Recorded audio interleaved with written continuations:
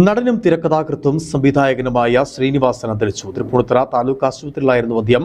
ഏറെ നാളായി രോഗബാധിതനായി ചികിത്സയിലായിരുന്നു. ഡയാലിസിസ് ചെയ്യാൻ ഇന്ന് രാവിലെ വീട്ടിൽ നിന്നും ഇറങ്ങിയതാണ്. തൃപ്പൂണിത്തുറ എത്തിയപ്പോൾ ആരോഗ്യനില മോശമാവുകയായിരുന്നു. ഭാര്യ വിമല ഒപ്പമുണ്ടായിരുന്നു.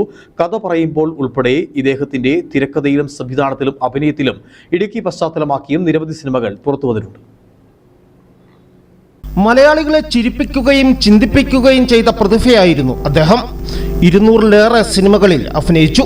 48 വർഷം നീണ്ട സിനിമാ ജീവിതത്തിനാണ് അന്ത്യമായത്. സാധാരണക്കാരുടെ പ്രശ്നങ്ങളെ ചിരിയുടെ മേമ്പടിയോടെ അവതരിപ്പിക്കുവാൻ ശ്രീനിവാസന് സവിശേഷമായ കഴിവുണ്ടായിരുന്നു.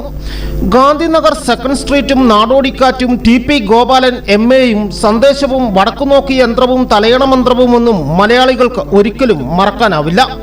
5 തവണ കേരള സംസ്ഥാന ചലച്ചിത്ര പുരസ്കാരം ലഭിച്ചു. ശ്രീനിവാസൻ എഴുതി സംവിധാനം ചെയ്ത് അഭിനയിച്ച ചിന്താവിഷ്ടയായ ശ്യാമള, വടക്കുനോക്കി യന്ത്രം എന്നീ ചിത്രങ്ങൾക്ക് ദേശീയ പുരസ്കാരവും ലഭിച്ചു.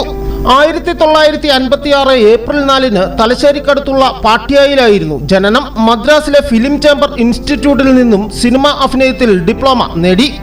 1977-ൽ PA ബക്കർ സംവിധാനം ചെയ്ത മണിമുഴക്കം എന്ന ചിത്രത്തിലൂടെയാണ് സിനിമാ രംഗത്തേക്ക് പ്രവേശിച്ചത്. 1984-ൽ ഓടരുതമാവ ആളറിയുമെന്ന സിനിമയ്ക്ക് കഥ എഴുതി. വടക്കുനോക്കി യന്ത്രം, ചിന്താവിഷ്ടയായ ശ്യാമള തുടങ്ങി ശ്രീനിവാസൻ സംവിധാനം ചെയ്ത സിനിമകൾ ഏറെ ജനപ്രീതി നേടി.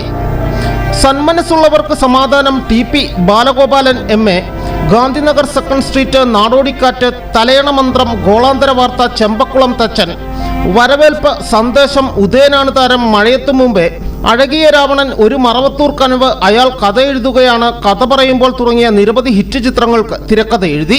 2018-ൽ ഇറങ്ങിയ ഞാൻ പ്രകാശനാണ് ശ്രീനിവാസൻ ഏറ്റവും ഒടുവിൽ തിരക്കഥ എഴുതിയ ചിത്രം. അതുല്യ പ്രതിഭയ്ക്ക് ഇടുക്കി വിഷന്റെ ആദരാഞ്ജലികൾ.